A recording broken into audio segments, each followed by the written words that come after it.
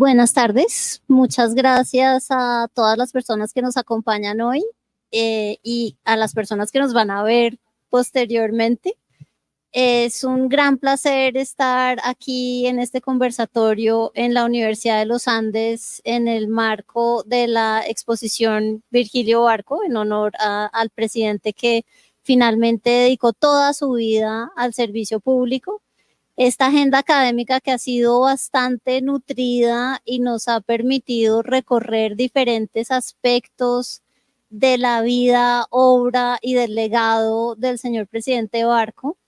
Hemos tenido diversos temas y hoy vamos a hablar sobre el manejo económico y fiscal de la administración Barco, con protagonistas de ese manejo económico y fiscal, a quienes les agradezco enormemente estar hoy en la universidad y acompañarnos en esta conversación, que esperamos también ayude no solamente a refrescar, revivir la memoria de esta administración Barco, sino también pensar en el legado, en cómo en esta administración probablemente hay cosas que se nos han escapado, que no hemos contado del todo, que no hemos recogido, recopilado del todo.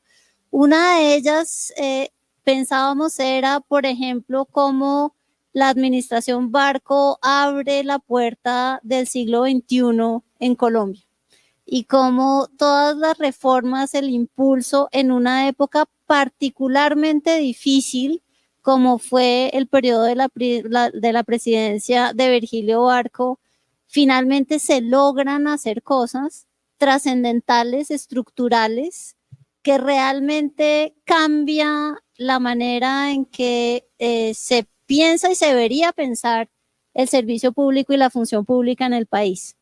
En ese sentido, entonces, quisiéramos abrir esta conversación. Como ven, tengo un distinguidísimo grupo de personas que nos acompañan. Yo les pedí, pues porque ninguno requiere realmente presentación, pero sí les pedí que me contaran cómo querían ser presentados. Y tengo que decir que dentro de este panel hubo una de estas personas que no me contó, pero lo encontré en sus propias palabras, además. Entonces voy a empezar con Santiago Pardo. Santiago Pardo es economista industrial de esta universidad. Efectivamente, para las personas que conocen la historia de la Facultad de Economía de la Universidad de los Andes, esta facultad empezó como economía industrial y además con un muy cercana conexión con el gimnasio moderno. En realidad fue una herencia que nos apropiamos literalmente en esta universidad y que nos llevaba a tener economistas industriales. Y obviamente le tenemos que después preguntar a Santiago, economista industrial en ese momento, ¿qué quería decir? Mirando los programas de la época, teníamos cosas muy aplicadas en ese programa, cosas que se parecían mucho a lo que hoy, por ejemplo, podíamos pensar como administración de empresas, pero con esta visión también un poco sobre el funcionamiento de la economía. Y yo creo que eso se le quedó a Santiago porque finalmente se ha vuelto como uno de los mayores, más grandes expertos tributaristas de este país. Y entonces cuando yo le estaba preguntando como la presentación, básicamente en este momento, de manera muy escueta, Santiago nos pone que desde 1988 es consultor de empresas en materia impositiva, pero también no se nos puede olvidar que ha sido asesor de reformas tributarias, reformas tributarias en varios países de la región, y que la razón también de su cercanía con el presidente, específicamente durante esa administración, es que fue el director general de Impuestos Nacionales de Colombia entre 1986 y 1988. Muchas gracias, Santiago, por estar acá. Después tenemos a María Mercedes Cuellar. María Mercedes, economista uniandina, economista, no economista industrial. Entonces eso también da indicaciones, si hacen la tarea, de cuándo María Mercedes se gradúa de esta universidad. Y tiene una maestría en Desarrollo Económico de la Universidad de Boston y en Derecho de la Universidad de los Andes otra vez. Entonces uno siempre vuelve acá, diría yo. Empezó su vida profesional en FEDesarrollo con Rodrigo Botero. Y para aquellas personas que nos interesa la historia de la tecnocracia de este país, Rodrigo Botero es un nombre central. No solamente como creador, fundador, director de FEDesarrollo, sino también por su paso en el servicio público. Y creo que todavía ocupa este lugar central de convergencia, como de aglomeración de las personas que han estado en la política económica de este país. Después, María Mercedes estuvo con Rodrigo Botero en el Ministerio de Hacienda y posteriormente fundó con Rodrigo y Rudolf Holmes la revista Estrategia Económica y Financiera, que es una de las, pues fue una revista muy, muy importante en estos temas y además como con una pretensión de abrir estos temas a mayor discusión, que yo creo que siempre es muy valioso. En el gobierno Betancur fue viceministra de Hacienda con Roberto Junquito como ministro y después pasó en la administración Barco a la dirección del Departamento Nacional de Planeación y el Ministerio de Desarrollo. Obviamente la razón por la cual María Mercedes es un ejemplo para las mujeres que se dedican a la economía es que es la primera mujer en ser parte de la Junta Directiva del Banco de la República después de la Constitución de 1991 que nos dejó un banco central independiente. Eso no es menor en la formulación de política económica en el país. Y después, durante 18 años, o sea, le ha rendido un montón. Ha estado en el sector financiero con varios cargos centrales. Gracias, María Mercedes, por estar acá. Finalmente tenemos al doctor Luis Fernando Alarcón. A Luis Fernando, que también es muy cercano a esta universidad, lo sigue siendo, como todos, pero además activamente participando en la vida de la universidad en diferentes instancias de la universidad y también como asesor, como abierto y a veces solo consultándole cosas sobre la universidad también ha sido muy importante. Y entonces yo les decía que aquí me tocó buscar un poquito más. Lo estoy haciendo quedar mal porque resulta que lo que me encontré fue súper entretenido. En la revista Contacto en mayo del 2020, porque Luis Fernando es egresado de Ingeniería Civil de esta universidad, y entonces la revista Contacto de la Facultad de Ingeniería lo entrevistó y quiero contarles cómo se define como un todero generalista. Me pareció maravilloso. Entonces tenemos a ingeniero civil de la Universidad de los Andes, pero no crean que nadie se salva de la economía. Y entonces pasó por el programa de economía para graduados, maestría en economía hoy en día de la facultad. Y después también como en un recorrido que hicieron varias de las personas que pasaron por la Facultad de Economía en algún momento, se va a hacer la maestría en MIT y empieza el doctorado. Pero adivinen qué, el llamado de la tierra le puede y viene acá a hacer cosas.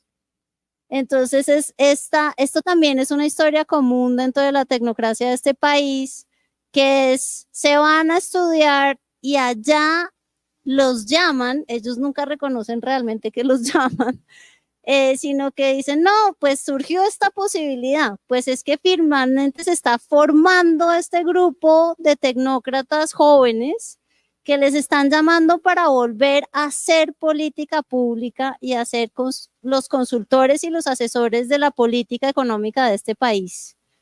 Y esto es gente chiquita.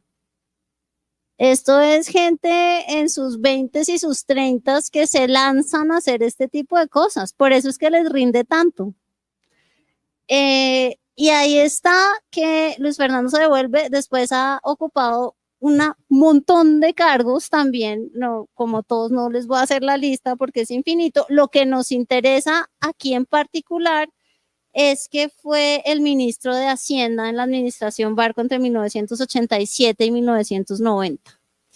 Y eso evidentemente es muy importante en nuestra conversación de hoy, porque eso nos lleva, por ejemplo, a pensar no solamente la reforma tributaria en la que efectivamente todos estuvieron, Santiago en particular, pero también lo que está aquí atrás, precisamente, el plan de desarrollo de la economía social. ¿Y eso qué quiere decir? Entonces, fíjense que utilicé muchas veces la palabra tecnocracia. Generalmente asociamos la tecnocracia con estabilidad macroeconómica, que sin duda es fundamental, que se puede definir como un bien público, pero también disociamos en el imaginario colectivo tecnocracia de lo social.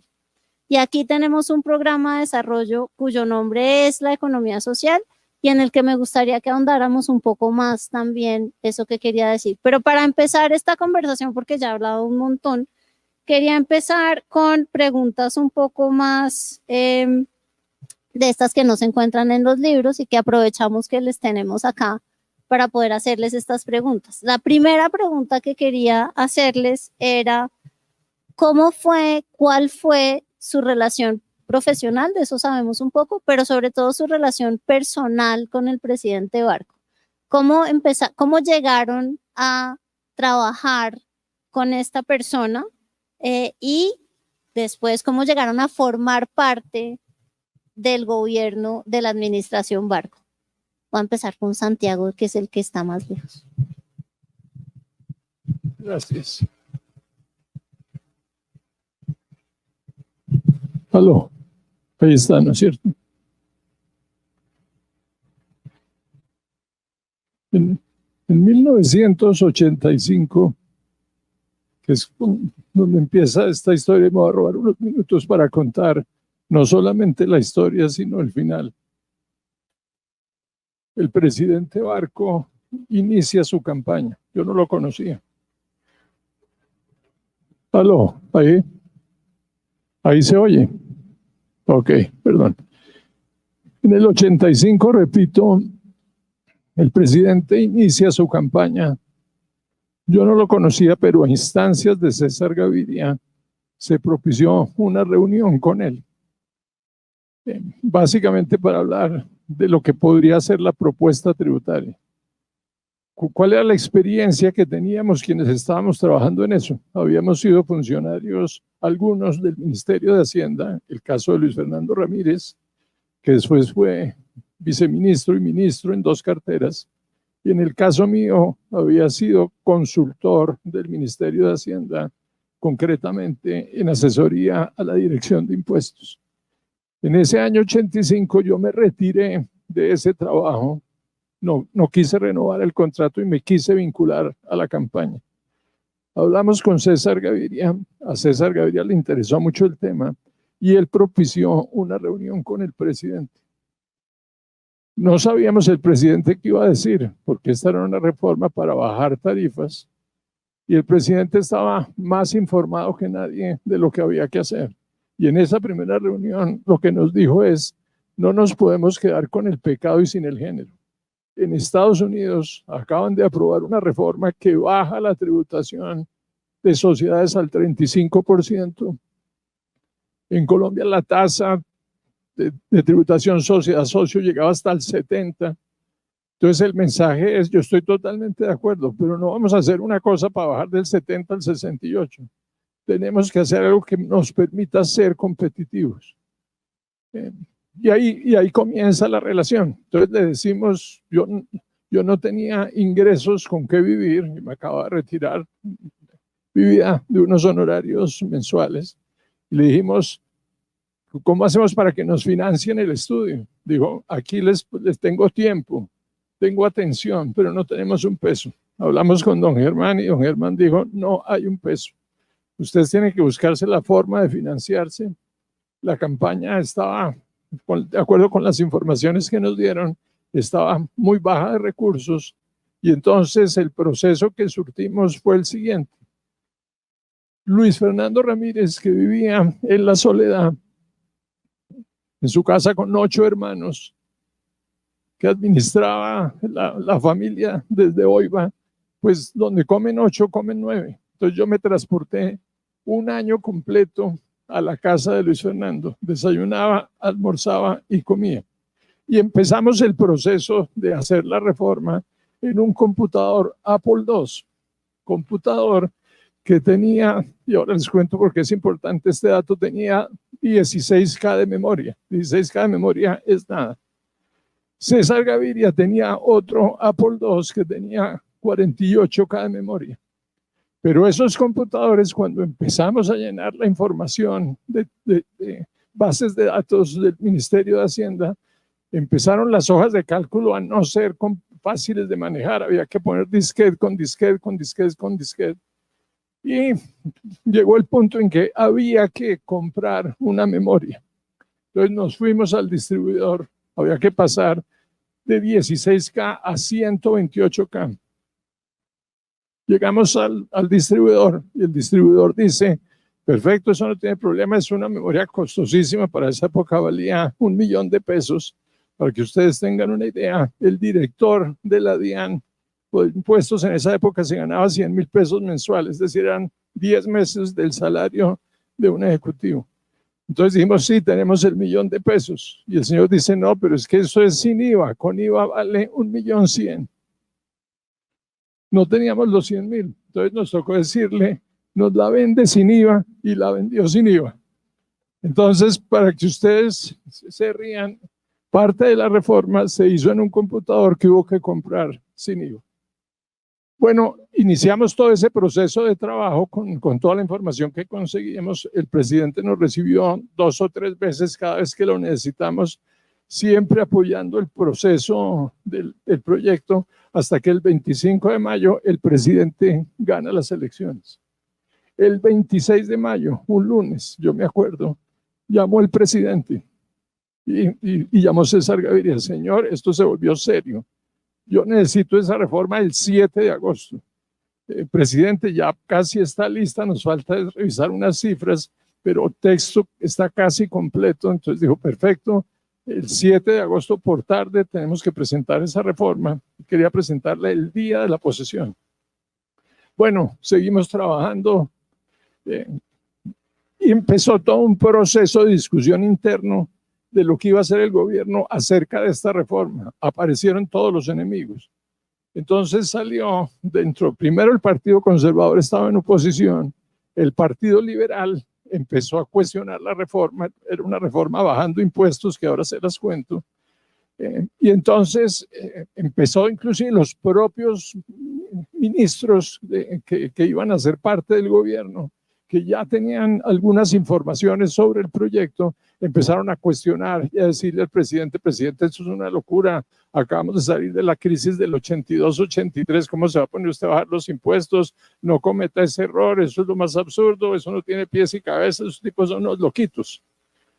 El 7 de agosto que se posiciona el presidente nos llama otra vez con César Gaviria y nos dice, venga, esto necesitamos conseguir un aval, pero no el aval suyo, el aval mío o el aval del ministro, necesitamos un aval de un tercero que nos quite toda esta presión que tenemos dentro del propio gobierno. Entonces trajimos a Charles McClure, que era un profesor de Stanford, experto en temas tributarios, conocía Colombia, había participado en Colombia, y 8 días en una oficina que nos prestaron en el Banco de la República, se sentó a revisar todo y al final, en un memito de 2 hojas, dijo, esto está perfecto, no veo ninguna inconsistencia y creo que el recaudo no solamente no va a disminuir, sino que va a subir. Con ese memo, el presidente dijo, pues ahora sí a nadie le paró bolas. Y montó su proyecto, dijo, necesitamos presentar esto en 2 semanas. Bueno, presidente, entonces para el 17 de agosto o algo así, está lista. Y nos pusimos ya a hacer los últimos refinamientos del texto y demás, cuando de pronto, al tercer día de esa instrucción, llama el presidente y dice: necesitamos la reforma para el jueves próximo. Pero presidente, no, nos dio 15 días, no, tiene que ser el jueves, porque el presidente López va a hacer un planteamiento, tal vez en una asamblea de la ANDI, y va a plantear que se bajen las tarifas. Y yo no quiero estar detrás yendo a esa asamblea que me digan cómo hacer, yo quiero ser quien plantee eso, entonces lo planteamos el jueves. Entonces, de carrera, porque esa asamblea era un viernes, el jueves se hizo una presentación en sociedad, el ministro citó a los medios y se presentó la reforma tributaria, y efectivamente 2 o 3 días después se presentó. Como resultado ya de todo ese proceso, a mí me nombran director de impuestos nacionales. Ya teníamos el texto presentado, y los últimos minutos es para contarles por qué es tan importante esa reforma. Colombia tenía tarifas para las personas naturales que llegaban hasta el 56% en renta.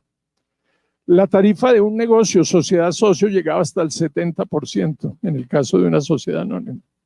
Teníamos impuesto al patrimonio, teníamos doble tributación, teníamos impuesto de timbre, y acababa de aprobarse en los Estados Unidos una reforma con el 35%. Esta reforma que planteó una tarifa única del 30% para todo tipo de sociedades, eliminación de la renta, eliminación del impuesto a los dividendos, es decir, se acaba la doble tributación, plantea una ampliación de base gravable, incluyendo un poco de actores que no hacían parte del sistema tributario, concretamente las empresas industriales y comerciales del Estado y las sociedades de economía mixta. Por ejemplo, Ecopetrol, hasta el año 85 no era contribuyente, del año 85 para acá es un contribuyente común y corriente. Y dentro de las cosas adicionales que hace es eliminar el impuesto al patrimonio por antitécnico, eliminar el impuesto de timbre, y con eso, digamos, conforma una reforma sustantiva muy atractiva. Los cálculos lo que mostraban era que la ampliación de base compensaba la reducción de las tarifas a leguas. En el campo administrativo también trajo unas modificaciones muy importantes, que fueron las siguientes. Colombia funcionaba con un sistema de paz y salvo. Aquí no se cobraban los impuestos. La gente, cuando necesitaba un paz y salvo, que era un documento que expedía el ministerio, iba y pagaba los tributos. Y toda la administración giraba en controlar el sistema de paz y salvos. Ustedes iban a sacar un paz y salvo que se requería para importar, exportar, para salir fuera del país los extranjeros, para comprar un vehículo, para firmar una escritura, para todo. Iban a sacar un paz y salvo y era una cola de gente pidiendo el paz y salvo con unas gavetas gigantescas para llevar los recibos, pero en la esquina había un señor que vendía paz y salvos falsos a 5.000 pesos o a 3.000 pesos. Entonces, lo que teníamos era un sistema endemoniado de administración. 800 recaudaciones en el país recibían declaraciones. La gente tenía que madrugar a las 5 de la mañana a presentar las declaraciones. La gente iba con carros, con cajas. Por ejemplo, yo me acuerdo la declaración de Carvajal, la presentaban en una camioneta. La camioneta era para llevar los anexos. Y entonces el tipo estaba desde las 5 de la mañana haciendo cola para que le foliaran 1.000.000 de hojas que tenía que entregar. La cosa más absurda. Y fuera de eso, el pago de los impuestos se hacía en 900 recaudaciones. Entonces, en el proceso de simplificación se acaba el paz y salvo. Esa fue una instrucción clarísima del presidente. Si van a cobrar impuestos, cóbrenlos. No sigan administrando papelitos. Se acabó el paz y salvo.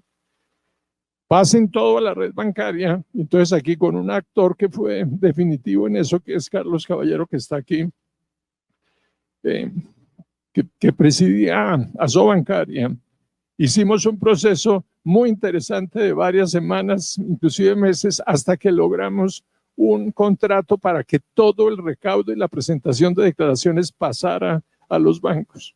Entonces, de la noche a la mañana, en 1986 se dejó de recaudar impuestos en las administraciones tributarias, se cerraron 900 oficinas, se pasó todo el recaudo a los bancos y la eficiencia que logró la administración fue enorme. Por primera vez todos los funcionarios se quedaron sin tener trabajo para hacer.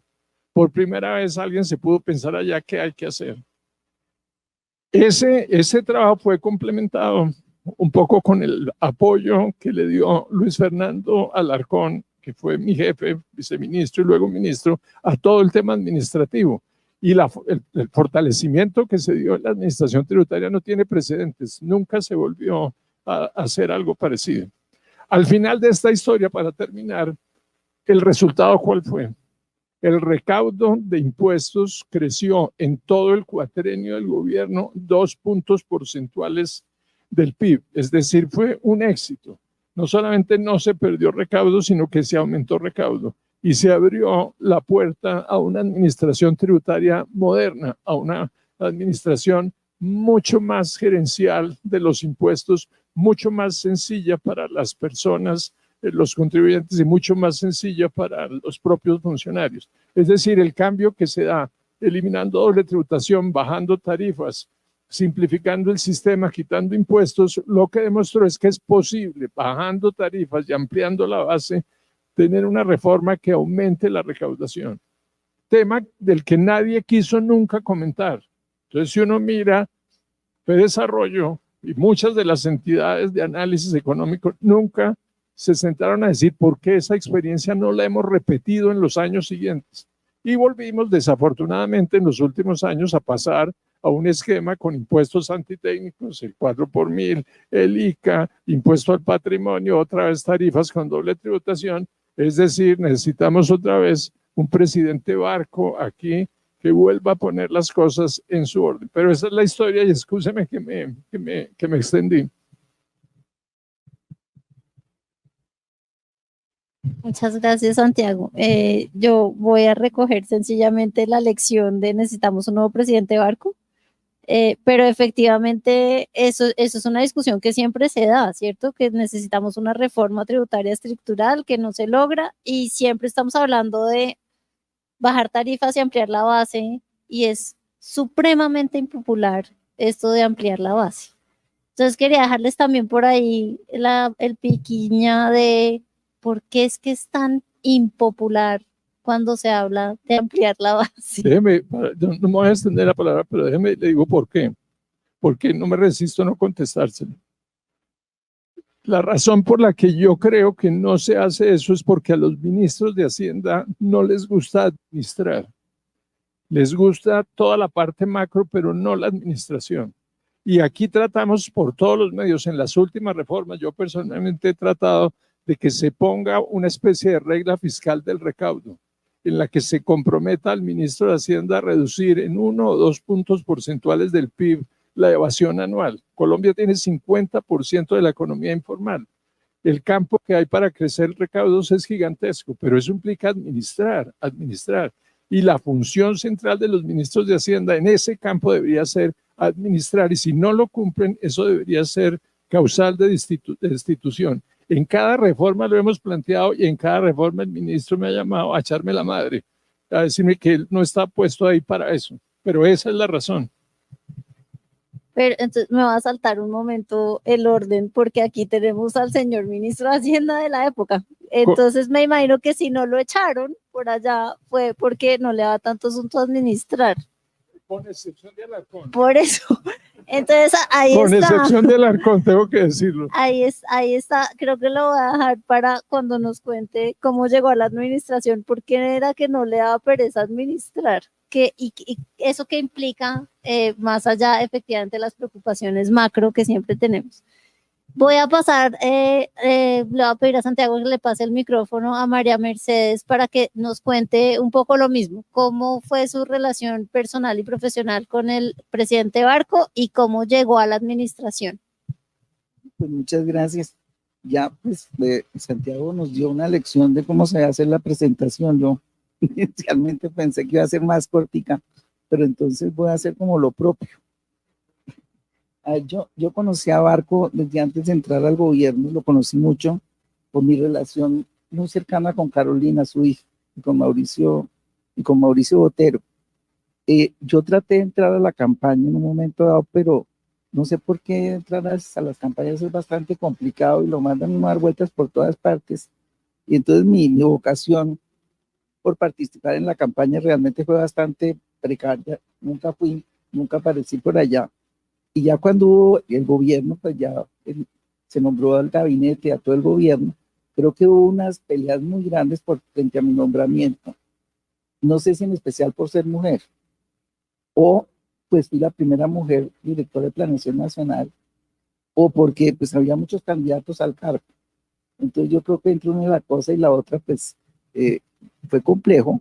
Me acuerdo una vez que Carolina Barco, mamá me dijo que siquiera Barco había logrado hacer lo que quería y que ella quería, que era que yo llegara a Planeación Nacional. Y entonces así fue que yo fui nombrada en Planeación como unos... Aquí.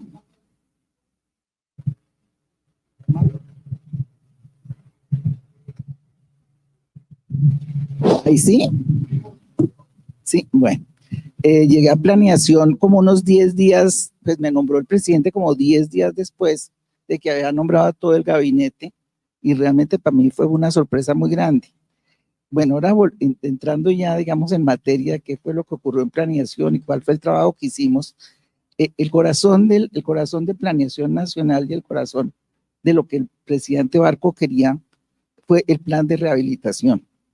Desde un principio el presidente quería llegar a un acuerdo de paz con los movimientos guerrilleros, y finalmente, si bien el plan se llamaba el plan de lucha contra la pobreza, yo diría que ese plan se ha ido golpe llamar de otra manera, porque el corazón fue estructurar toda la inversión pública alrededor de llegar a sitios más apartados del país, donde había más problemas de orden público, donde había más pobreza, y toda la inversión se fue direccionando hacia educación, caminos vecinales, vías troncales también, todo tratando de aproximar, digamos, ese país que siempre ha estado perdido a la parte central del país. Allá también se llevó acueductos y alcantarillados, telefonía rural. Básicamente todo el plan de desarrollo fue muy montado alrededor de eso. Se trabajó esencialmente con Carlos Sosa y con Rafael Pardo en el plan de rehabilitación y en armar todo ese tejemaneje, que fue lo que yo creo que permitió que al final del gobierno de Barco se lograra firmar la paz con varios grupos guerrilleros. Entre esos pues estuvo el M-19, el Quintín Lame, el EPL y no sé si otros más pequeños, pero yo creo que ese andamiaje que se montó ahí fue lo que permitió que eso terminara en esa forma, de una forma muy exitosa y muy diferente de lo que uno ve ahora, que las negociaciones con los grupos guerrilleros han sido muy complicadas, además muy extensas en el tiempo. Aquí de una vez se dio un armisticio total, entró el M-19 al gobierno, en fin, fue una cosa que realmente fluyó espectacularmente. Al lado de ese plan se hicieron, pues, nuevamente, en base con la lucha contra la pobreza, se hicieron varios proyectos bien importantes. Uno fue que por cuenta de ver cómo era la necesidad de la falta de agua y salud en el país, realmente en Planeación comenzamos a trabajarle a un programa muy grande en torno al agua potable. El agua potable en el territorio colombiano no llegaba ni al 50% en todo el país, habiendo sitios como por ejemplo Quibdó, donde no había ni el 20% de agua potable. De manera que empezamos a trabajar, ahí se llegó a hacer una reestructuración grande. Ahora más adelante me refiero a la centralización, pero en el sector de agua potable se reestructuró totalmente el sector. El sector tenía una empresa que era como la empresa nacional que lo lideraba, que era el INSFOPAL, y ahí había 40 empresas EMPOS y ACUAS, que eran de niveles territoriales y departamentales. La nación tenía distintas proporciones de propiedad en esas EMPOS y esas ACUAS, pero todas estaban quebradas y todas tenían un problema gigantesco de prestaciones sociales. Tienen muchos empleados y una cantidad de pensiones por pagar y el pasivo pensional totalmente desfinanciado. Entonces, una de las cosas que se hizo dentro del programa de centralización fue pasarle primero liquidar el INSFOPAL y segundo pasarle toda la propiedad de la nación a las EMPOS y ACUAS de niveles territoriales. Y ahí, pues, eso fue realmente fue un tejemaneje muy complicado, porque para que los departamentos y los municipios recibieran esa propiedad, tocó sanear todas esas compañías, de manera que se entregaron totalmente libre de cargas prestacionales. Pero eso no era todo, había que, para poder profundizar en el proyecto, se necesitaba crédito externo, se necesitaba ponerle cuantiosos recursos a la inversión en agua potable y en saneamiento básico en todo el territorio nacional, de manera que para ese propósito se creó Findeter, esencialmente para contratar un crédito externo que proveyera de recursos a todo el territorio nacional para invertir y pues, ver cómo se arreglaba este problema del agua, que entre otras pues estaba muy vinculado a la salud, y si se quería mejorar la salud de los colombianos, si no se empezaba por tener el agua potable, el saneamiento básico funcionando, pues no se iba para ninguna parte. Y ahí en ese proceso terminé en un proyecto de ley que fue muy interesante, que desafortunadamente no me prosperó, pero que sirvió de base posteriormente para que ese proyecto de ley se convirtió en el Ministerio del Medio Ambiente en el gobierno de Gaviria, porque al final no sé por qué no logré sacarlo en el Congreso, pero fue muy interesante porque se juntó todas las entidades del sector público que estaban vinculadas al medio ambiente, que estaban dispersas por todas partes, incluyendo las corporaciones autónomas regionales, y ahí se hizo el proyecto de ley, se dejó estructurado, y después yo recuerdo que cuando llegó el gobierno de Gaviria, que fue senador Sorzano, Guillermo Sorzano, me llamó y me preguntó que qué había, que por qué no le daba algunas ideas. Dije, levántese ese proyecto de ley porque está totalmente redactado, está divinamente hecho. Yo tuve problemas porque traté de que no se crearan más corporaciones autónomas regionales, había como unas 18. Ya Luis Guillermo no se puso en esa pelea y se crearon 33, pues una unidad, por cada unidad territorial se creó una corporación autónoma, y eso pues dio pie para que se creara el Ministerio del Medio Ambiente. Bueno, volviendo al gobierno de Barco, otro proyecto que se hizo dentro de este plan de lucha contra la pobreza, que también ha sido muy, muy exitoso y fue muy interesante, fue el de las madres comunitarias. En ese momento pues no había plata, y era difícil crear, pues darle un ambiente grande, digamos, a lo que era el bienestar familiar. Entonces se trabajó mucho porque era una idea que el presidente lo tenía pues en la cabeza y era una obsesión para él, con el bienestar familiar, con ¿cómo se llamaba Benítez? Jaime Benítez. Se estructuró un proyecto que fue interesantísimo, que era crear que en cada cuadra una mujer, digamos una madre de familia, se hiciera cargo de 10 niños, de manera que las otras 10 madres de familia pudieran salir a trabajar, y cada 10 días una de estas madres comunitarias hacía cargo de los niños del vecindario. El gobierno que les apoyaba en adaptar unos cuartos en las mismas viviendas de estas señoras y en alimentarse, en darles alimentos, instrumentos escolares. Esto fue así, de manera que se quedó prácticamente sin ningún costo para el Estado. Hoy en día creo que hay más de 100.000 madres comunitarias. El proyecto fue súper exitoso y con el tiempo se le fueron dando prestaciones sociales, y hoy en día las madres comunitarias son empleadas del Estado y tienen todas las prestaciones sociales y todo, pero en esta época se hizo así prácticamente sin un centavo, y yo creo que el éxito que tuvo ese programa ha sido maravilloso. Ahora, volviendo, digamos, saliéndonos un poco de lo que fue, digamos, la parte de desarrollos dentro del ámbito público, hubo temas que venían del gobierno anterior que tuvieron unos desarrollos importantes. Yo me imagino que Luis Fernando ahorita también va a hablar de eso, pero yo voy a mencionarlo también. En primer lugar, veníamos de una crisis financiera muy grande que hubo en el 82, que estalló en el gobierno de Betancur, que llevó a que Colombia casi que tuviera que cesar pagos internacionales hacia 1984. En el gobierno de Betancur, yo fui viceministra de Hacienda de Roberto Bonguito, se empezó a reestructurar y a ver cómo se recuperaba la capacidad de endeudamiento del país, porque a Colombia le cerraron totalmente las fuentes los bancos internacionales, y Colombia se quedó sin reservas internacionales y realmente entró en una crisis de una profundidad gigantesca, como no sea, pues no la ha tenido nunca, yo creo que nunca, yo creo que fue la primera vez, la única vez en la historia de Colombia. Algo pasó en el 99 con la crisis externa, pero en este momento fue realmente grande. Y eso pues obviamente hizo tránsito hacia el gobierno de Barco. En el gobierno de Barco, yo creo que le dedicamos 2, 3 años, ahí por todo el mundo, tratando de recuperar la capacidad de endeudamiento del país. Eso al final del gobierno se había logrado totalmente. Ya todos los bancos externos habían vuelto a abrirle lo mismo la banca multilateral le abrió, le abrió las puertas a Colombia. Y eso nos llevó a un proceso que terminó una historia que voy a extenderme un poquito.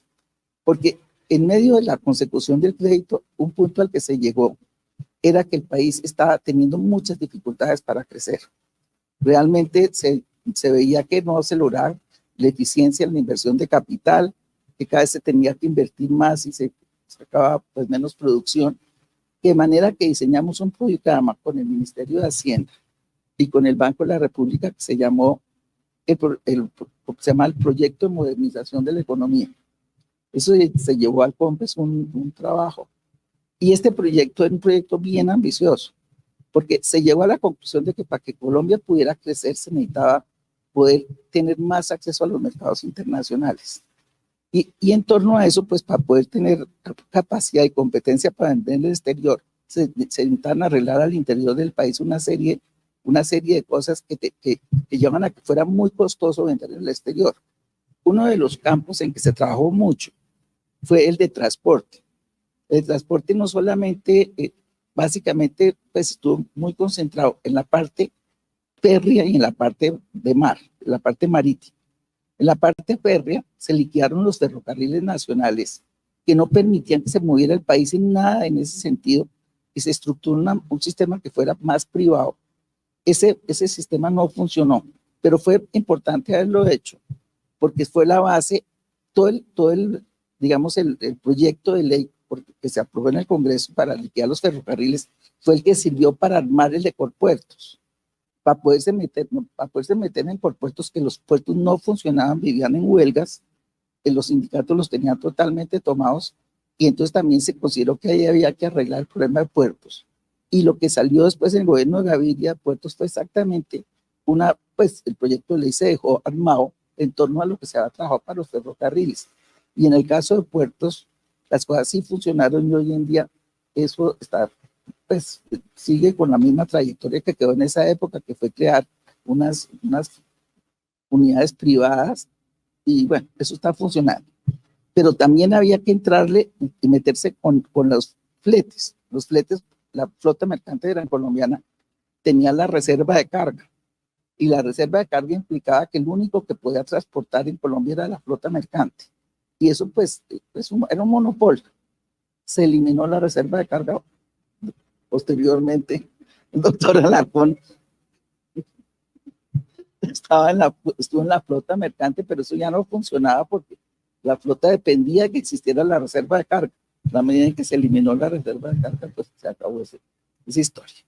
Bueno, entonces aquí tenemos la parte de transporte. Luego se pensó que había que también introducir la eficiencia al sistema financiero, una reforma laboral y sobre todo la reforma al comercio. Voy a hablar de últimas del comercio. La reforma laboral, en un momento dado, se contrató curiosamente con Rudy Gómez, pues la contratamos para que hiciera un proyecto de ley de reforma laboral. Rudy la hizo e increíblemente pues terminó de ministro de Hacienda y fue la ley 50 que sacó en el gobierno ya de Gaviria. En términos financieros, se empezó a desmontar todas las inversiones forzosas que estaban vinculadas a distintas actividades como la vivienda y los seguros, todo, que estaban financiando con inversiones forzosas en el sector financiero para también introducir más competencia al sector financiero. Y quizás por último, voy a hablar de la parte comercial que yo creo que es la más interesante, es que había que abrir la economía, había que bajar aranceles, había que eliminar licencias de importación y había que dejar fluir el comercio. Ahora, ese tipo de medidas son unas medidas muy, muy, muy complicadas. Y Colombia se ha tenido 2 experiencias anteriores y 2 experiencias malas. La primera se tuvo en 1850, cuando era ministro, yo creo que ministro de Hacienda, Florentino González. Florentino González resolvió abrir la economía, se armó toda una huelga de los artesanos, que entre otras fue mi bisabuelo, mi tatarabuelo, Ambrosio López, quien la promovió, y finalmente eso fracasó porque a Florentino González lo trataron de matar, le tocó irse del país, y entonces hasta ahí llegó esa historia. Luego pasaron 100 años, y vino el gobierno de Alfonso López Miquelsen, y Rodrigo Botero llegó decidido a abrir la economía, pero tampoco. Ya los industriales armaron realmente un problema muy grande. Yo creo que fue una de las razones por las cuales Rodrigo salió del ministerio, fue por haber tratado de hacer esa reforma. Entonces nos llega a nosotros el cuento, pero ya con estos antecedentes. Entonces una de las cosas en que yo por lo menos pensé, yo me imagino que Luis Fernando de golpe también, era que había que vender eso muy bien. Había que hablar con los industriales, había que tranquilizarlos, había que hacer unos procesos graduales que les dieran oportunidad de salir adelante. Y se hicieron muchas reuniones, yo me reuní mucho con industriales y con la ANDI, y las cosas empezaron a fluir. Entonces empezamos, primero se desmontó pues las licencias de importación, la prohibida importación, se eliminó una cosa que era increíble que había, que era una oficina que se llamaba de producción nacional. Esa oficina consistía en que, por ejemplo, uno producía bolas de tenis cuadradas y sacaba un sello que decía producción nacional. Entonces nadie volvía a poder importar una bola de tenis, ni tampoco la máquina para hacerla. Y eso había montones de cosas de ese estilo por todas partes. Entonces se llegó también a la conclusión de que el sistema había que hacerlo gradual, que hacerlo de un solo golpe, pues realmente pues de golpe nos abortaba antes de tiempo. Y creamos un sistema muy complejo de subastas para darle garantía a los industriales de que no se les iba a abrir las puertas de un lado para otro, sino que los aranceles iban a manejar en concordancia con esas subastas, que era lo que ofreciera cada industrial para tener acceso a materias primas y qué sé yo. Eso, pues bueno, vino el gobierno de Gaviria. Y no sé, bueno, primero desmontaron las subastas de un día para el otro. Segundo, creo que porque se acumularon las reservas internacionales, Rudy resolvió abrir la economía, bajar esos aranceles, pues no sé cuánto, bajó como 11 puntos, la verdad no me acuerdo cuánto, pero le bajó una gran bajada de los aranceles. Bueno, y entonces ahí, además, ahí pasaron cosas realmente absolutamente increíbles que además solamente 30 años después se vienen a saber, que es que ahí mismo todas esas fuerzas, digamos, de los industriales, del aparato productivo, que no querían que le bajaran los aranceles, lograron dentro del mismo gobierno Gaviria bloquear todo el comercio. Realmente nunca ha sido, pero peor, la apertura volvió a votar, porque yo creo que se abandonó ese gradualismo que se había venido haciendo en la época de Barro. Y entonces, ¿qué pasó? Por la vía de medidas para arancelarias, en particular fitosanitarias, se prohibió la importación de todo. Al punto que hay un trabajo reciente que hizo Jorge García, que pone en evidencia que el año en que más estuvo abierta la economía y donde hubo la protección más bajita a la economía fue 1990, que fue el último año del presidente Barro. Bueno, al lado de esa política también una cosa que se hizo y que permanece, eso sí, fue que se eliminó todo el control de precios. En el Ministerio de Desarrollo se fijaban todos los, por ejemplo, cuánto subía la gaseosa, la cerveza, los automóviles. Todo eso había una parafernalia de intervención del Estado, la cosa más miedosa, y eso se quitó. Otra cosa que dentro de ese mismo marco se hizo, que fue de una trascendencia enorme y quizás no ha sido suficientemente, digamos, valorada, fue que se eliminó, se denunció la decisión 24, que era una decisión del Grupo Andino que le había delegado, Colombia le había delegado al Acuerdo de Cartagena el manejo de todas las normas que tenían que ver con inversión extranjera. O sea que Colombia no podía reglamentar nada de inversión extranjera. Y en en el 75 se ha sacado una ley, la ley 550 creo que es, que prohibió la inversión extranjera en la banca. Que es la ley 55. Bueno, en todo caso, en el gobierno Barco, yo hablé con él, le solicité que denunciáramos en el acuerdo de Cartagena esa decisión 24, que era una defecio. Se denunció, se logró sacar a Colombia de todo ese ámbito de la reglamentación del Grupo Andino, y Colombia recuperó la capacidad de manejar todas las normas en materia de inversión extranjera en el país, y también se derogó la ley 55 que permitió que la banca extranjera pudiera volver a Colombia. Eso demoraron más de 20 años los bancos extranjeros después de lo que les había pasado en volver a invertir en Colombia. Y el último tema que no puedo dejar de hablar de él es el de la descentralización. Ese tema venía del gobierno de Betancur. El gobierno de Betancur promovió mucho la descentralización, y una de las cosas que hizo fue sacar el acto legislativo número 1 del 86, que establecía la elección popular de alcaldes. Pero eso se delegó en una ley, que había que sacar una ley para que el proceso iniciara. Y por el otro lado sacó una ley que era la ley 12 del 86, que transfirió una cantidad de recursos muy grandes de la nación a los entes territoriales, pero delegó en el gobierno que se reglamentara la pasada de las funciones. O sea que si no se pasaban las funciones, pues el Estado simplemente se iba a quebrar, porque la mayoría de los recursos iban para los municipios. Entonces, ¿qué pasó en el gobierno Barco? Primero, se sacó la ley que reglamentaba la elección popular de alcaldes. Primer alcalde elegido popularmente desde el 86, que fue Misael Pastrana, 88, que fue Andrés Pastrana. Y lo otro, que se sacó el decreto 77, que era un decreto ley, que transfirió una enorme cantidad de funciones que tenía la nación a los entes territoriales. Dentro de eso, pues, por ejemplo, les puedo citar parte de caminos vecinales, la construcción de viviendas escolares, la atención primaria en salud, el agua potable y el saneamiento básico de que estamos hablando antes, por ejemplo, el mantenimiento de las carreteras dentro de los municipios.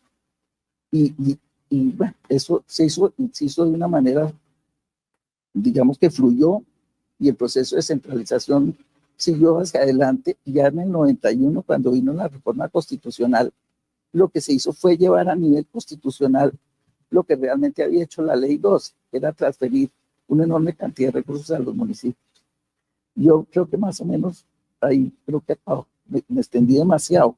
Muchas gracias, María Mercedes. Yo creo que todo es súper valioso. Yo no sé si a ustedes les pasó lo que me está pasando a mí, pero en toda esta lista, todas las cosas que se hicieron durante esa administración es una lista enorme. Entonces, cuando yo les decía al principio como la entrada al siglo XXI, no estaba bromeando. O sea, si ustedes se fijan, todo este tipo de reformas de las que estamos hablando son reformas que marcan a este país. Pero yo quería, antes de darle la palabra a Luis Fernando, dejar otra cosita ahí que a veces se pasa bastante como sin notar, que es esta capacidad, la voy a llamar, de la diplomacia económica.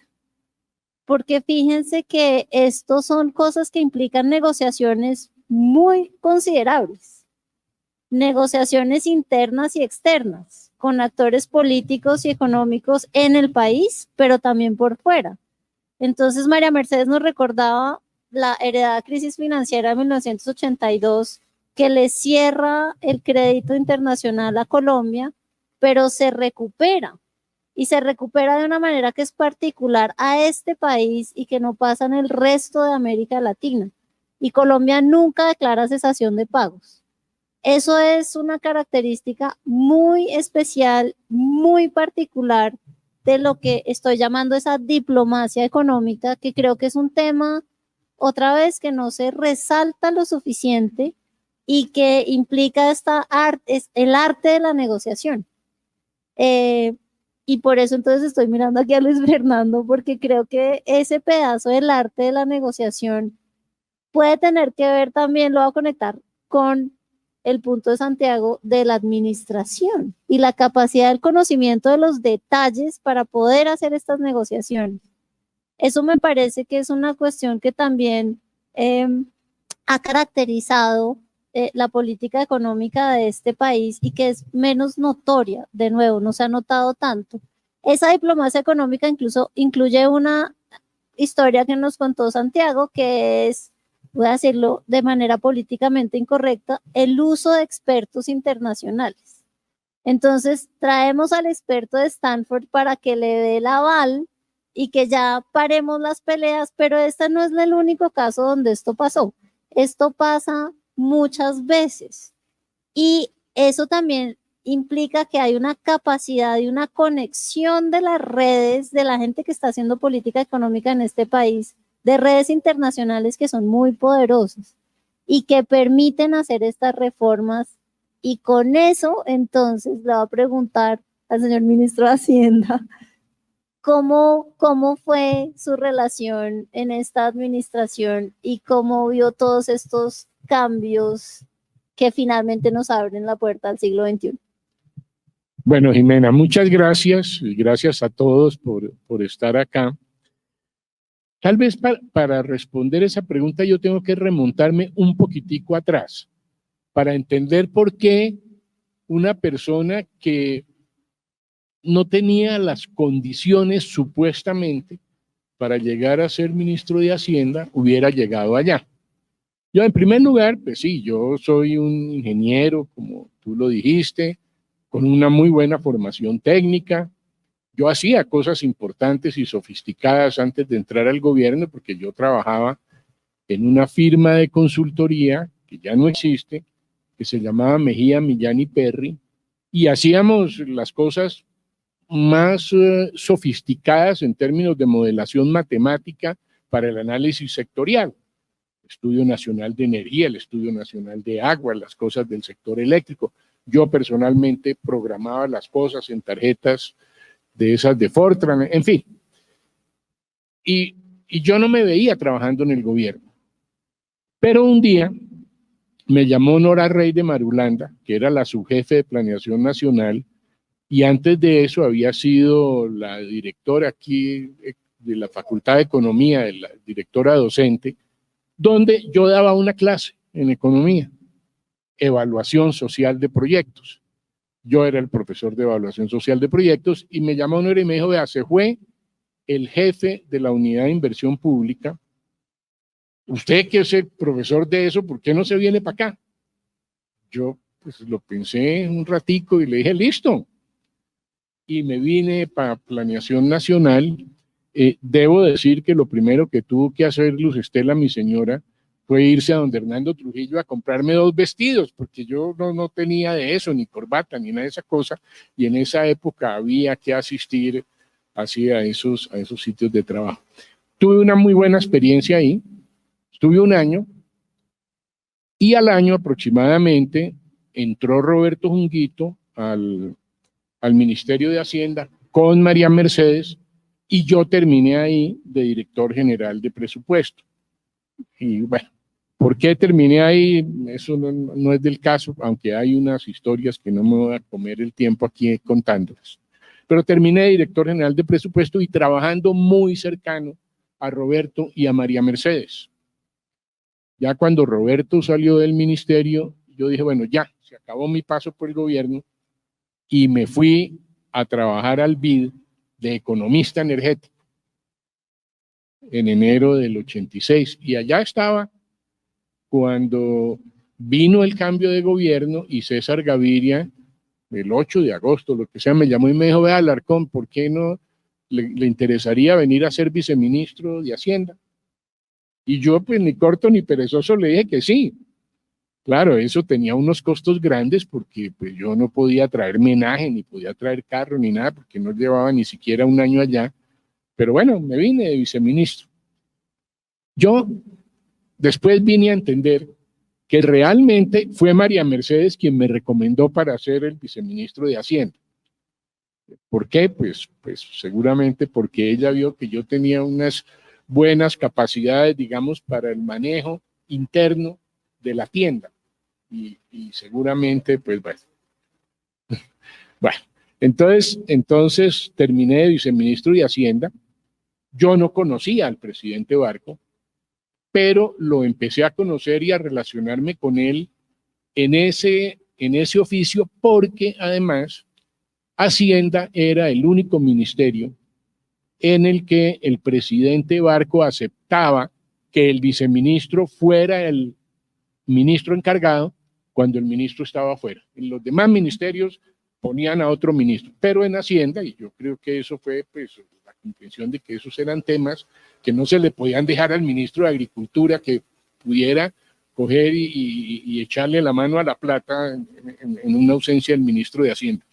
Y en ese tejemaneje, pues claro, yo empecé a asistir en calidad de ministro encargado a los consejos de ministros, a distintas reuniones cuando Gaviria no estaba, y lo mismo, fui la persona que se encargó de apoyar a María Mercedes en todo ese proceso de los decretos extraordinarios de la descentralización que se expidieron en diciembre del 86, y en esa época Gaviria también se había ido de vacaciones y me tocó a mí estar ahí pues parqueado todos esos días y participar muy activamente, y digamos gradualmente se fue construyendo una relación con el presidente, que dicho sea de paso, yo siempre me entendí muy bien con él, pues no sé, cosas de talante, diría yo, los ancestros santanderianos del presidente, sin lugar a dudas, porque si bien él era del norte de Santander,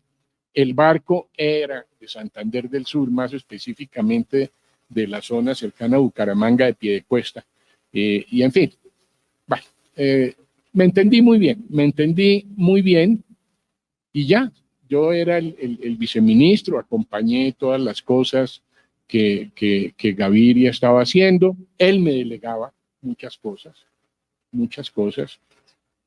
y un día, un domingo, estaba yo pues en los títeres de Mansur, llevando a mis hijos que eran chiquitos, y entró una llamada de Palacio, o mejor, Gaviria sí me había dicho, vea, no sé, esté pendiente del teléfono este fin de semana. Entonces yo llamé a la casa y recibió una llamada de Palacio, entonces yo desde allá, desde donde Mansur, llamé, me dijeron el presidente quiere hablar con usted y me ofreció el ministerio, y al otro día me posesioné. Y realmente pues fue una de esas cosas donde el tránsito es absolutamente normal y suave, sin traumatismos, porque pues hacer empalme con Gaviria pues lo hicimos en 10 minutos. Realmente la cosa era muy fácil.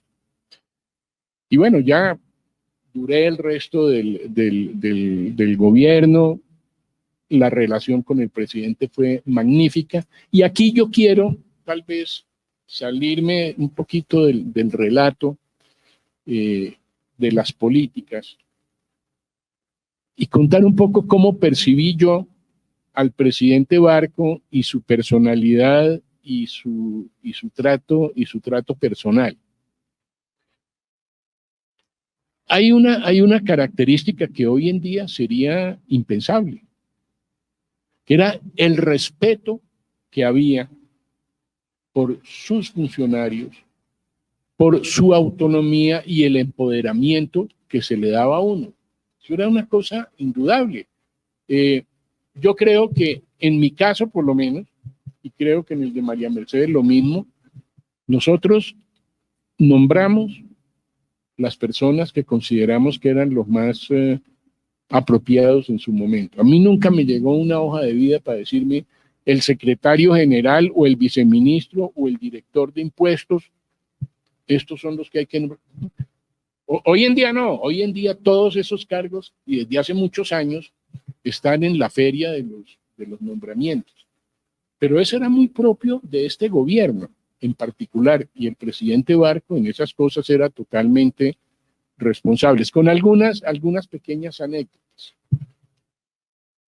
Cuando yo nombré viceministro de Hacienda a Luis Fernando Ramírez, muy conocido, después fue ministro de Trabajo, ministro de Defensa, había reemplazado a Santiago en la dirección de impuestos.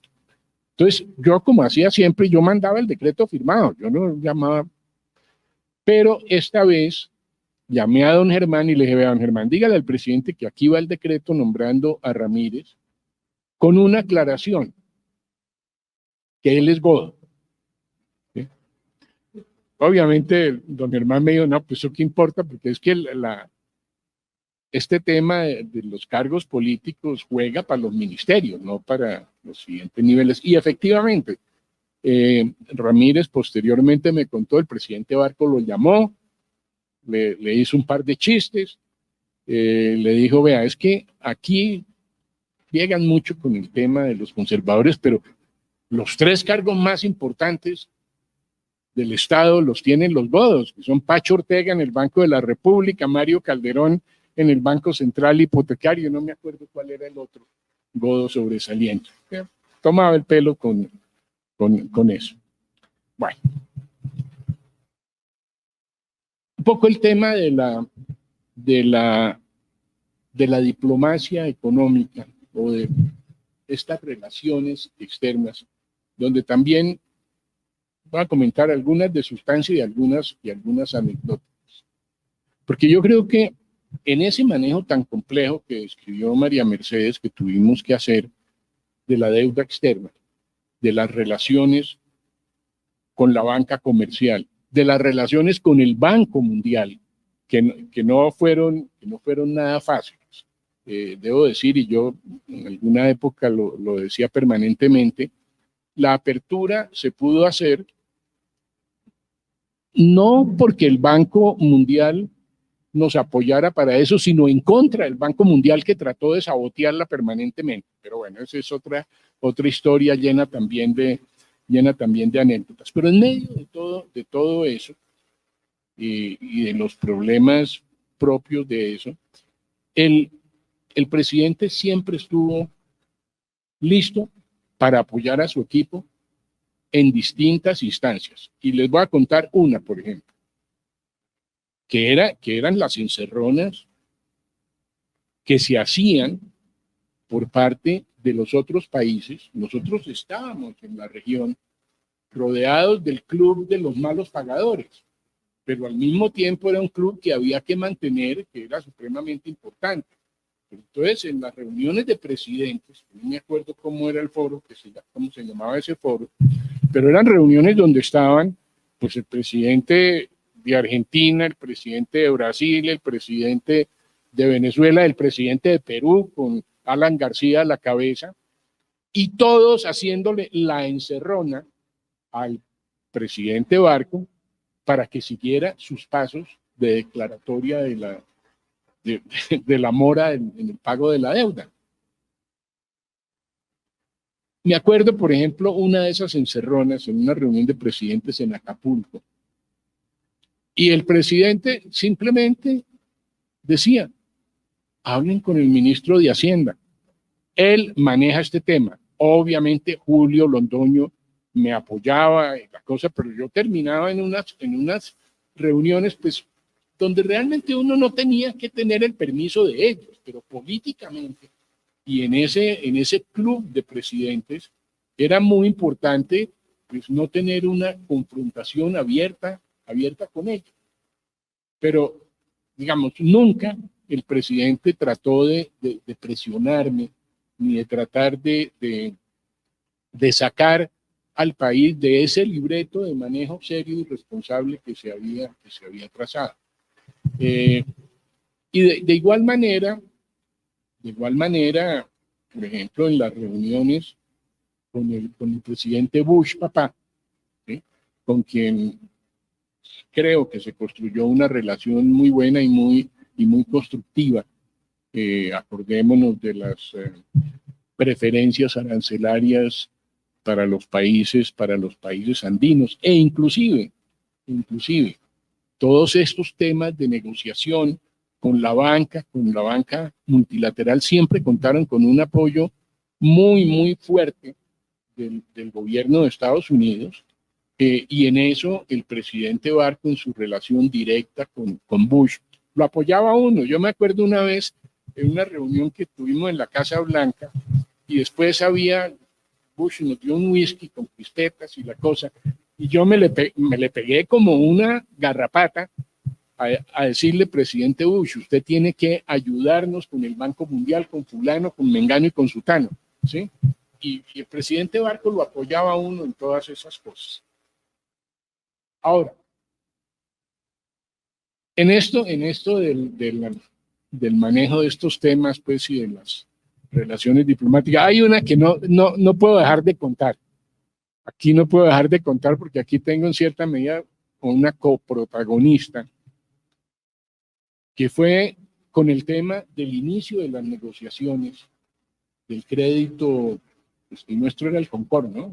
No me acuerdo cómo se llamaba. Bueno, entonces empezamos la negociación, yo llevaba 15 días de ministro, reunión en el Chemical Bank, que era nuestro banco, desayuno allá con todos los tipos importantes y nosotros, pues todo el equipo económico, estaba María Mercedes, Pacho Ortega, los asesores de la Junta Monetaria, toda esa cosa.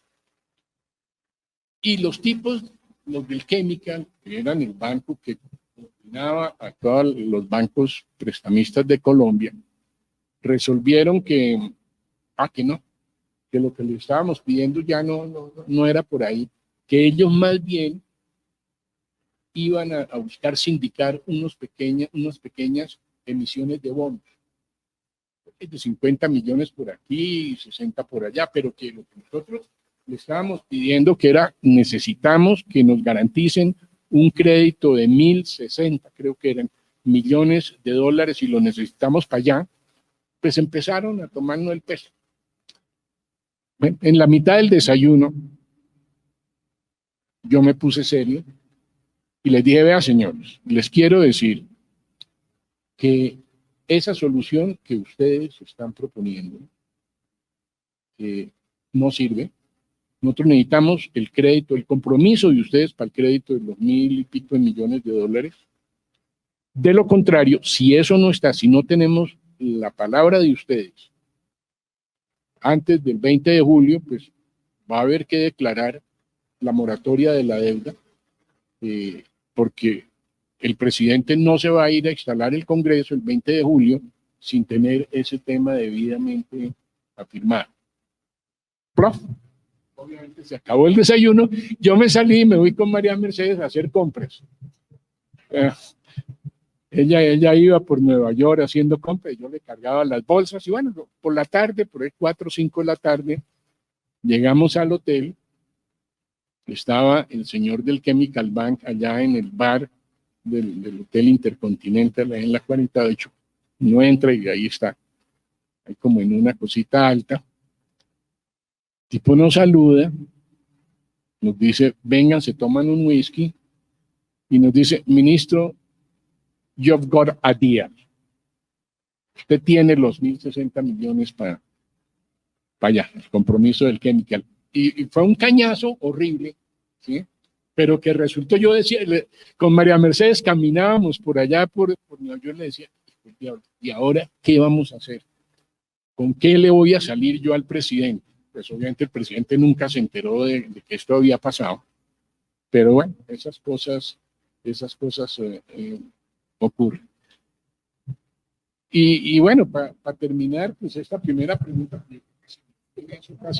casi todo el tiempo, Jimena, debo decir que sí, digamos, yo pienso, siento y a veces me hago la pregunta, si a usted lo hubiera llamado posteriormente a algún otro presidente, qué sé yo, el presidente Pastrana, el presidente Uribe, el presidente Samper, usted hubiera podido trabajar con alguno de ellos, yo a veces digo, hubiera sido dificilísimo porque yo quedé, como uno quedaba, entre comillas, mal acostumbrado al trabajo con el presidente Vargas. Toda digamos, el empoderamiento que él le daba a uno, la forma de entenderse con uno, que era una forma fácil, pues, sin grandes arandelas y sin segundas agendas ni intenciones. El juego político no estaba por ninguna parte. A mí, pues claro, él me dio todo el respaldo. En algunos momentos yo tuve que sentarme con el presidente Turbay, ahí sí a decirle, presidente Turbay, venga, me ayuda a manejar el partido porque usted es el director del partido, necesito que usted me ayude porque había había disidencias y había personas díscolas que querían tumbarnos a nosotros, que decían que éramos peor que las FARC, que representábamos el neoliberalismo, no sé qué diablo, chupasangre, en fin. Pero siempre tuvimos ese respaldo absoluto y total del presidente Barco, y eso es fantástico. Muchas gracias, Luis Fernando. Sí, efectivamente, en esta recopilación de lo que ha pasado, se nos ha pasado un montón de tiempo, pero yo quería de pronto empezar a cerrar con una pregunta que también surge oyéndoles, que es como este manejo con el apoyo del presidente permanente que les permite hacer la tarea de las reformas, de plantear nuevas cosas, de cambiar realmente la estructura económica de este país. En digamos, la única situación de crisis que ustedes estaban atravesando no fue solo la crisis financiera. Estábamos en crisis generalizada, digamos, en esta sensación, pues no sensación, en este momento de violencia enorme, de la guerra contra el narcotráfico, de una de las campañas que le tocó al presidente, de las campañas presidenciales más tristes de la historia de Colombia. Y todas esas cosas, parecería que como esta agenda democrática, reformista, gradualista del presidente, en esas circunstancias, creo que cualquiera hubiera sacado la mano. Habría sido difícil decir, aquí no se puede. ¿Qué mantiene la esperanza en este gobierno? O sea, que cómo no en el gobierno, sino al interior del gobierno, ¿qué les mantiene activos? Diciendo, tenemos que seguir trabajando. ¿Cómo se maneja un ambiente de crisis de semejante magnitud al que se ven enfrentados en el desarrollo de sus tareas y de la administración pública? ¿Cómo se logra eso? ¿Cómo hace la figura, y retomo un poco lo que estaba contando Luis Fernando al final, la figura articuladora y central del presidente Barco para que esto siga adelante, para que no se pierda el ánimo y para que ustedes sientan que el presidente realmente les da las alas y las posibilidades y el apoyo para que se pueda seguir haciendo la tarea? ¿Qué recuerdan ustedes del presidente Barco que les permitía tener ese norte claro, a pesar de toda la crisis que estaban enfrentando? Les voy a adelantar la última pregunta porque no sé si vamos a tener tiempo de hacer. Ese es como el pedazo de la esperanza que les permitió mantener el norte. Y la última pregunta es, ¿qué se les quedó entre el tintero? ¿Y qué creen que el presidente Barco en materia de, y lo voy a volver a llamar economía social, se le quedó entre el tintero y le hubiera gustado realmente ver hacer durante su administración? Y esta vez voy a empezar al revés. Luis Fernando. A ver, bueno, como yo ya decía, el presidente Barco tenía una forma muy sólida de relacionarse con su equipo, lo que permitió tener un equipo muy cohesionado y que funcionaba, digamos, muy bien, llamémoslo en su núcleo central. Como pasa siempre, pues, digamos, no todos estuvieron la mayor parte del tiempo, todo el tiempo, pero había un grupo de ministros pues, que teníamos, si se quiere, formábamos un equipo, como digo, tremendamente cohesionado, que nos permitió sobrepasar todos esos momentos tan difíciles que efectivamente se vivieron. Como ocurre siempre, había diferencias al interior del gobierno. Yo debo confesar, si yo, por ejemplo, con María Mercedes trabajé muy bien, pues, cuando ella fue mi jefa en el Ministerio de Hacienda, y tuvimos diferencias, pero las tramitamos bien. Cuando en el gobierno del presidente Barco aparecían los rollos y los escándalos que después llegaron a aparecer de que un ministro metiendo por aquí cuentos y tratando de ponerle zancadillas a otros ministros y cosas por el estilo. Algo tuvimos nosotros, pero bueno, pero todo eso se manejaba muy bien. Entonces, no, yo creo que en eso era un gobierno realmente muy cohesionado, muy fuerte, con un gran respeto por el presidente, y él a su vez con una gran confianza por su equipo. ¿Cuál era la otra pregunta? ¿Cómo? ¿Hoy o en el gobierno? No, pues no, eso sí es muy difícil, porque yo soy de los que piensan, Jimena, que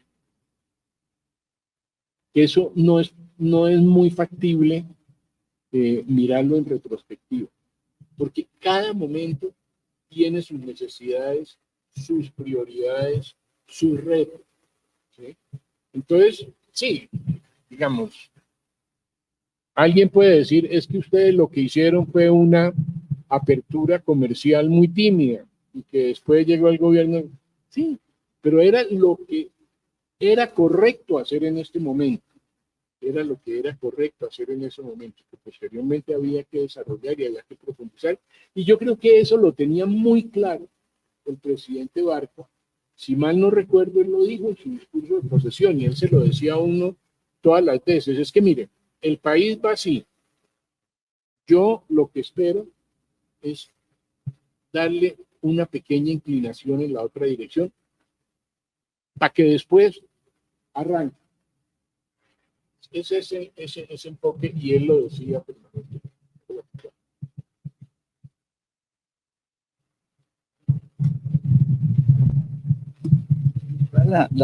La presentación y los comentarios de Luis Fernando, que me parecen muy a punto de todo, y le traen uno muchos recuerdos de muchas cosas. Me ha recordado cosas que no dije, y cosas que no dije que tienen mucho que ver con la personalidad del presidente Barco, que llama mucho la atención, porque era una persona que lo dejaba uno hacer las cosas que uno creía que quería hacer y que se deberían hacer. Él, en general, había un apoyo muy, muy grande en ese sentido en todos los campos. Y en uno en particular que fue pues simpático y fue interesante, fue en un viaje que yo hice a los Estados Unidos para hablar con el gobierno de los Estados Unidos, para hacerle dos solicitudes específicas. Una, que Colombia pudiera adherir al Código de Subsidios del GATT, que hoy en día es la Organización Mundial del Comercio. Y lo segundo, que se iniciaran conversaciones para el Tratado de Libre Comercio con los Estados Unidos. El origen de eso es interesante, porque yo estaba ministra de Desarrollo y el embajador de los Estados Unidos, que ahorita no me recuerdo el nombre, se la pasaba en todos los cócteles de Bogotá diciendo que el gobierno de Colombia no sabía pedirle cosas a los Estados Unidos. En el momento en que estaba pues toda esta lucha contra el narcotráfico y contra, pues básicamente con el narcotráfico y con la negociación con los grupos armados. Y yo no sé por qué resolvió que yo era la responsable de eso. Entonces me iban a decirme a mí que yo era la que no sabía pedir nada. Cosa que primero yo no entendía qué tenía yo que ver con pedirle a los Estados Unidos nada, ni tampoco yo estaba metida en la lucha contra el narcotráfico, pues digamos que esa no era el área donde uno estaba metido, estábamos metidos en el área económica, pero esa otra faceta del gobierno de Barco que fue tan importante y tan traumática por todos los problemas de orden público que hubo, porque asesinaron a 5 candidatos a la presidencia, que era realmente dramático. Digamos que uno estaba un poco apartado de eso por estar en el área económica. Entonces yo no sabía por qué yo era la responsable de eso. Entonces me dio tanto mal genio que me fui para los Estados Unidos y me dije, contráteme en el mejor abogado que hay en los Estados Unidos. Y necesito que me diga varias cosas. ¿Qué le puedo pedir como gobierno de Colombia al gobierno de los Estados Unidos? Porque a mí no se me ocurre nada. Y entonces este señor dice que el gobierno de los Estados Unidos le quiere hacer toda clase de gracias a Colombia y que nosotros somos unos bobos que no sabemos hacer nada. Entonces de ahí vinieron esas dos ideas, que pidieran lo del Código de Subsidios del GATT y la amnistía de conversaciones del Tratado de Libre Comercio. Entonces me fui, algo absolutamente increíble, que yo pedí autorización pues con el presidente y con el canciller. Me dieron una carpeta roja de cuero, una cosa elegantísima. Yo nunca en mi vida estaba más elegante que con esa carpeta roja firmada por el presidente, por el canciller, por todo el mundo, diciendo que yo tenía autorización para comprometer el gobierno de Colombia en los Estados Unidos. Yo me sentía pues con una carpeta tan elegante. Me fui a hacer eso. Y me acuerdo que el presidente Barco iba a ir a los Estados Unidos y me invitó, y el embajador de los Estados Unidos me dijo, retire todas esas solicitudes que usted está haciendo. Le dije, a ver, embajador, usted me dijo que no sabía hacer nada. Bueno, pues ahí voy a hacer. Y me dijo, es que va a hacer que fracase la idea del gobierno, el presidente a los Estados Unidos. Le dije, pues que fracase, porque aquí yo tengo todas las autorizaciones. Pues un poco aventada yo también, pero bueno. Pues bueno, no fracasó en la ida, yo me fui allá, hablé con todo el mundo de los Estados Unidos y fue increíble, porque para poder llegar a eso se necesitaba que Colombia adoptara una enorme cantidad de medidas que eran muy complicadas. Pero pues como yo tenía estos abogados que me han aconsejado, me han dicho que había países en el mundo donde los habían exceptuado, como la India, me acuerdo que la India. Y dije, pues si ustedes quieren ayudar a Colombia, ¿por qué a la India la pueden ayudar y a Colombia no la pueden ayudar? Bueno, finalmente me aceptaron todo. Me volví para Colombia con una cosa que es absolutamente increíble, que era la iniciación de las conversaciones del Tratado de Libre Comercio con los Estados Unidos. Yo no sé qué pasó en el gobierno de Gaviria. Eso lo dejaron morir, nunca se volvió a saber nada. Yo la verdad no le seguí la pista. Y 15 años después, el presidente Uribe vuelve a tratar de hacer eso. Se demora 10 años en tratar de iniciar lo que yo hice. O sea que pasaron como 25 años de algo que el presidente Barco apoyó impresionantemente, que realmente era una cosa bien arriesgada, pero que se abrió y se logró. Yo no sé por qué después eso murió.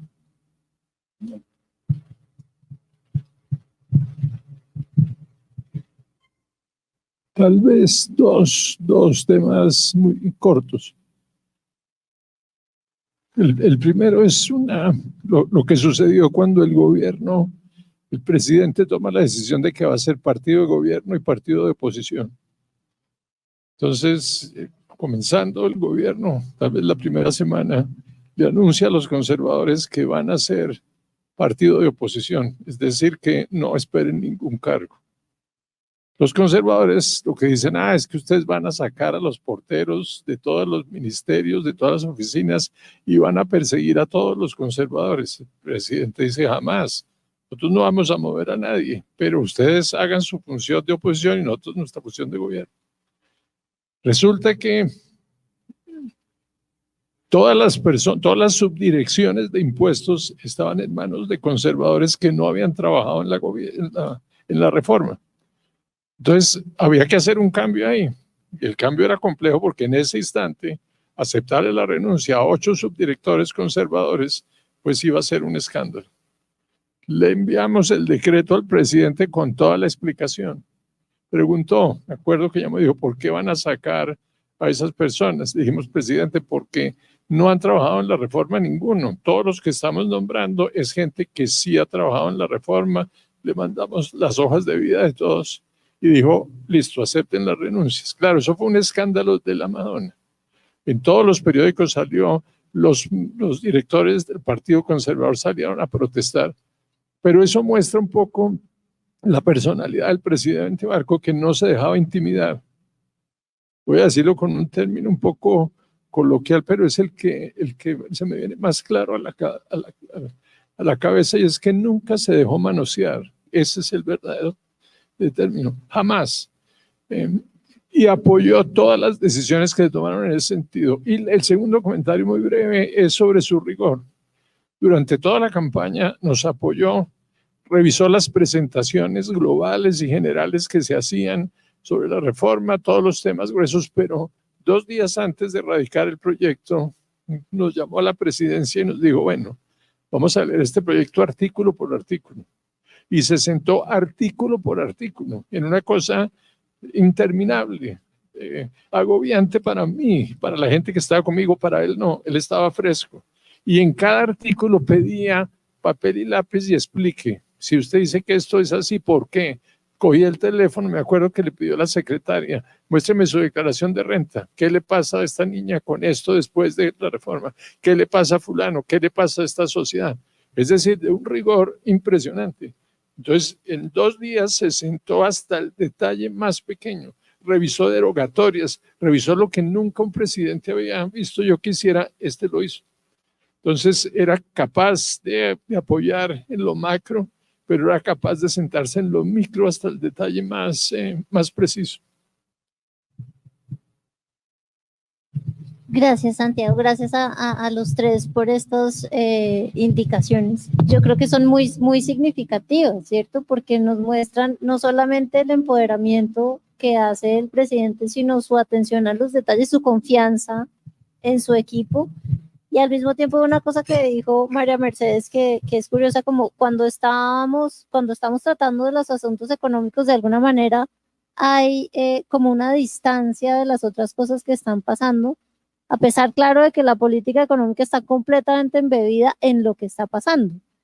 Y entonces voy a aprovechar estos últimos 5 minutos para preguntarles cómo el presidente lidiaba con ustedes, con el equipo económico, digamos, y al mismo tiempo estaba pensando en todo lo que estaba pasando de muy difícil alrededor, más mantenía este talante pues democrático, porque finalmente el estatuto de la oposición, la elección popular de alcaldes, el PNR, el plan de lucha contra la pobreza, el gradualismo, el haber hecho los procesos de paz y la firma específicamente con el M19, donde les dice ustedes no están renunciando a sus ideales, sino que se están incorporando, bienvenidos a la posibilidad de la discusión en la democracia.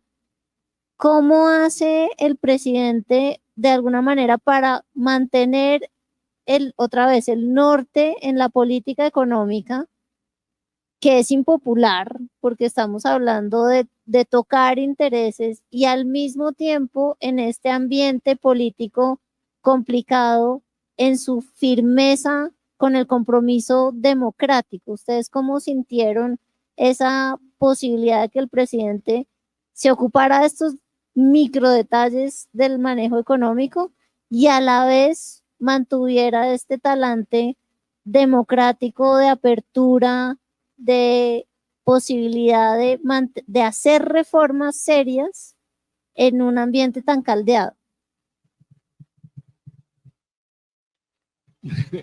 A ver, Jimena, yo creo que la confianza del presidente en su equipo, como tú lo mencionas, era extraordinaria, total.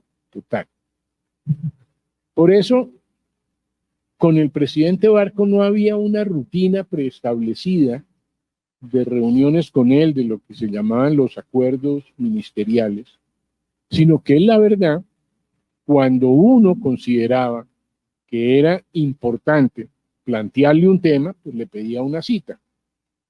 Eso sí, la cita se concretaba rapidísimo, ¿sí? Ahora, eran reuniones, en el caso del equipo económico, en algunos casos, íbamos, pues digamos, lo que yo llamaría el núcleo del equipo económico, que éramos María Mercedes, Pacho Ortega y yo. Entonces, pidámosle una cita al presidente para plantearle estos temas. Pues obviamente si estábamos los tres, era pues mucho más fuerte el mensaje, ¿cierto? En otros casos, pues ya temas que eran exclusivamente de uno, pues uno le pedía la cita, pero él lo atendía a uno rapidito. Yo pues cuando veo que hay casos en los cuales, pues, por ejemplo, en este gobierno hay ministros que se van y dicen que nunca pudieron hablar con el presidente, pero no, pues no tiene ninguna presentación.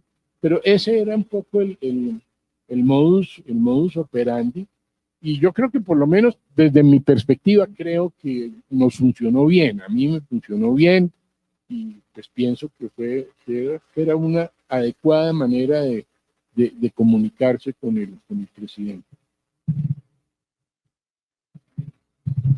Yo diría un poco lo mismo que está diciendo Luis Fernando. De verdad había una confianza, yo creo que muy grande.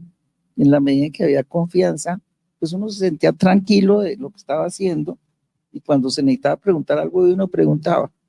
Pero yo aquí también le quisiera dar un homenaje a alguien que fue muy importante en el gobierno de Barco, que fue Germán Montoya. Germán tiene una capacidad muy grande primero era muy eficiente, él no en mi discurso, sino todo muy cortico, de unos papelitos ahí. Él se comunicaba muy bien con Barco y se comunicaba muy bien con todo el gabinete, de manera que las cosas fluían muy rápidamente. Uno no necesitaba esperar ni un día, si necesitaba cualquier cosa, ese mismo día tenía la respuesta si era algo grave de cualquier cosa. Eso fluía divinamente. Yo creo que fluía porque había mucha confianza. Sí, tal vez eso, a diferencia de lo que uno ve que pasa hoy en día dentro de las instituciones, que hay toda una lucha de poder. El presidente organizó en la presidencia un engranaje que funcionaba perfecto y tenía sus diferentes niveles dependiendo de la importancia de los temas, pero tal vez la característica central es que lo que llegaba por la mañana se resolvía por la tarde. No recuerdo de un decreto que se demorara o de un tema que estuviera en la gaveta. En eso tenían una eficiencia extraordinaria.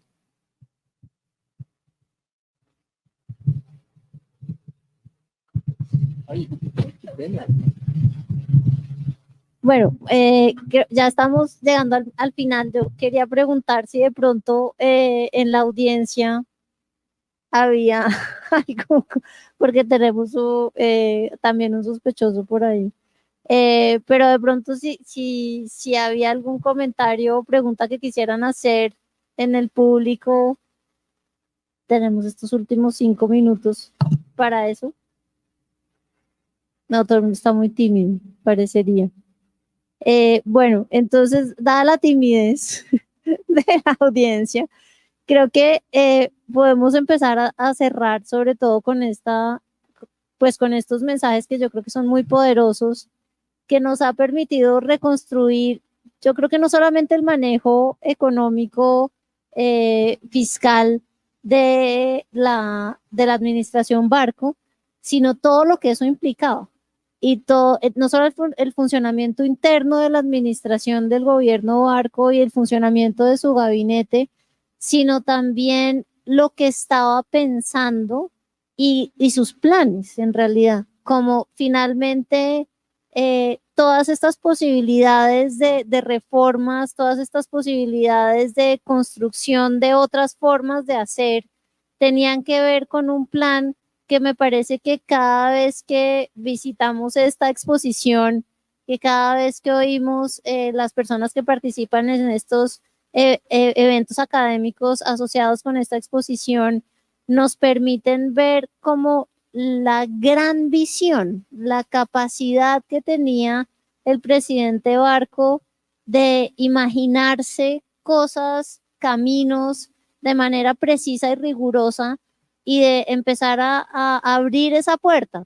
Luis Fernando lo dijo como darle otra inclinación que fuera el punto de arranque para otra forma de país. Yo creo que en mi última pregunta, y entiendo que es una pregunta que era un poco complicada, de qué se les quedó entre el tintero, creo que eso también tiene que ver con las cosas que se sembraron, que algunas prosperaron y otras no. En ese sentido, por ejemplo, María Mercedes nos contaba sobre su carpeta roja y el inicio de la posibilidad de un TLC que se tomó tanto tiempo en que finalmente llegara algo. Pero también podemos pensar en las cosas que se dejaron sembradas y todavía hoy estamos esperando a que den frutos.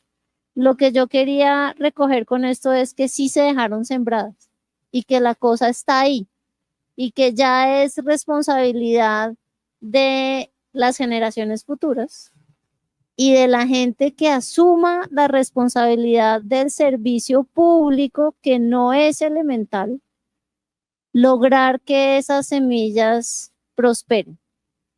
Y por eso también me parece muy significativo que detrás de esta agenda académica, detrás de esta exposición dedicada en homenaje, en la conmemoración del presidente Barco y de su vida dedicada al servicio público, esté la Escuela de Gobierno de la Universidad de los Andes. Porque finalmente la Escuela de Gobierno de esta universidad es el lugar donde se encuentran, se cultivan esas vocaciones de servicio público, que finalmente son las que están llamadas a lograr que esas semillitas que quedaron ahí sembradas, esa apertura de la puerta al siglo XXI, realmente se concrete. Y con eso entonces quiero agradecerles por su participación. Ha sido un gusto tenerles aquí. Pues ustedes son de acá, entonces también suena un poco curioso. Muchas gracias.